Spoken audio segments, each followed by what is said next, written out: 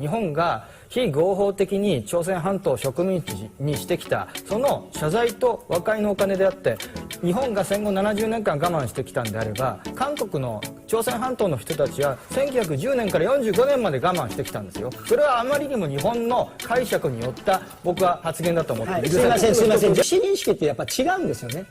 非合法とおっしゃったけども、僕から言わせたらあれは国際法に適合してると思います。それは解釈によります。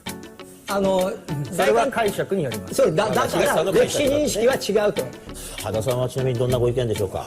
식민지배는 정당하다. 일본은 식민지배 동안 한국의 문명을 가져다줬으며 일본은 한국의 경제 원조를 함으로써 강제합병에 대한 배상을 모두 끝마쳤다. 한 일본인 극우 패널의 발언에 맞서 다른 일본인 패널이 극우 패널의 의견을 반박하고 있습니다. 그의 이름은 후루야 스네이라.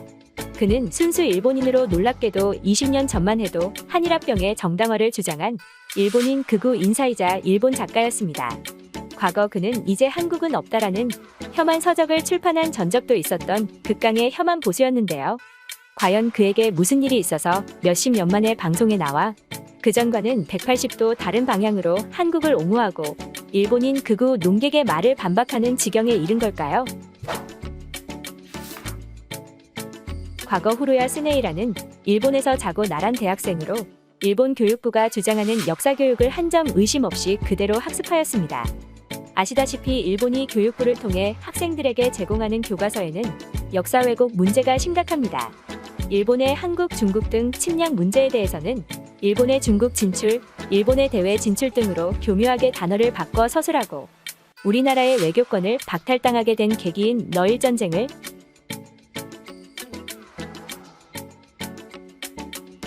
특히 위안부 관련 기술이 삭제되는 등 교과서의 내용을 정리하자면 일본은 서양의 침략에 맞서 아시아의 자주권과 독립권을 지키기 위해 어쩔 수 없이 총칼을 들어 자국을 지켰다는 내용입니다. 본인들이 아시아의 해방 국가라는 소리죠. 하지만 일본을 제외한 모든 아시아 국가들은 진실을 알고 있습니다.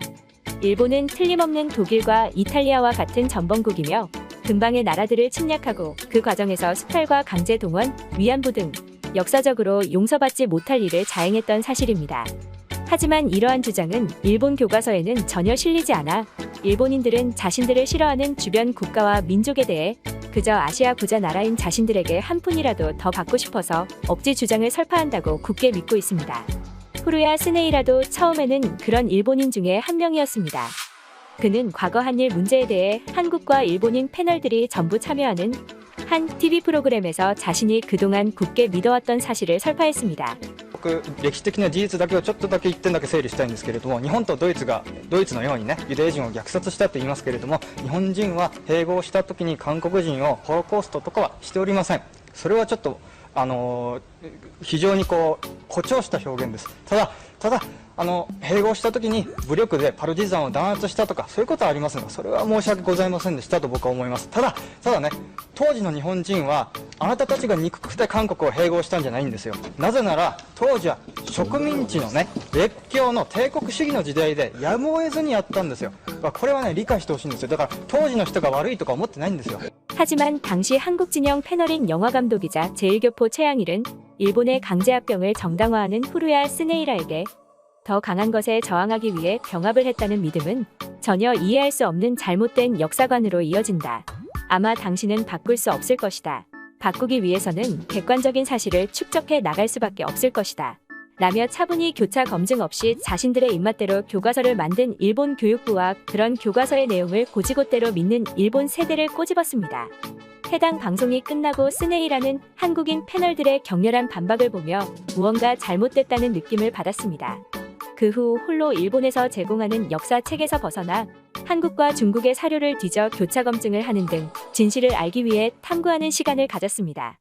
그 결과 일본이 말하는 근현대는 모두 날조로 이루어져 있거나 교묘하게 진실을 숨기고 있으며 자신들은 아시아의 해방을 위한 투사가 아닌 그저 전쟁을 일으킨 전범국이라는 사실을 깨달았습니다. 진실을 깨달은 스네이라는 처음에는 지난날의 자신을 부끄러워했지만 얼마 지나지 않아 자신이 비록 욕을 먹을지언정 진실을 알려야 한다는 사명감에 불타올랐습니다. 이러한 결론에 다다른 스네이라는 일본의 TV 프로그램에 출연하여 직접 진실을 알리기에 이르렀습니다. 1950年代からずっと話し合いがありましたですね、はい朝鮮戦争終わってから、でそこからずーっとお互い歩み寄った、本当は日本は経済協力等々はしたくなかったと僕は思います。でも戦後処理として我慢をして、当時の韓国の国家予算の数倍と言われた、はいそういうのをそれを拠出したんだと思う。まあそれはね我慢だと僕は思います。我慢だとおっしゃってるんですけど、僕からしたら1910年から1945年までの間、日本が非合法的に朝鮮半島を植民地にしてきた、その謝罪と和解のお金であって、日本が戦後70年間我慢してきたんであれば、韓国の朝鮮半島の人たちは1910年から45年まで我慢してきたんですよ。それはあまりにも日本の解釈によった僕は発言だと思っている。 적을 알고 나를 알면 백전백승이라는 말이 있듯이 예전에는 우익이었지만 현재는 한국의 편에서 우익 패널의 발언을 반박하는 스네이라는 우익 입장에서는 성가시기 그지없는 존재로 거듭났습니다. 예전대로라면 한국을 옹호하는 발언을 하는 패널에게 자신들의 말도 안 되는 논리로만 공격해버리면 그만이니 입장 차이를 좁히지 못하기에 일쑤였지만, 과거 우익이었던 스네이라는 그런 현재 우익들의 논리와 입장을 정확히 알고 있기 때문에 어느 부분에서 우익이 말문이 막히는지 잘 알고 있기 때문입니다. 그렇기에 기존과는 다른 식으로 우익 패널의 의견에 반박하는 스네이라의 발언에 우익 패널들은 모두 입이 다물어지는 상황이 빈번하게 발생했습니다. 물론 이 과정에서 그는 같은 일본인에게 수많은 욕을 먹었으며 일본인 네티즌들은 그를 배신자로 칭하기에 이르렀습니다. 하지만 그는 현재까지도 기존 자신의 의견을 굳히지 않고 있으며, 최근에도 그는 SNS 활동을 통해 역사 문제를 넘어 일본의 국민성 자체를 비판하고 있습니다.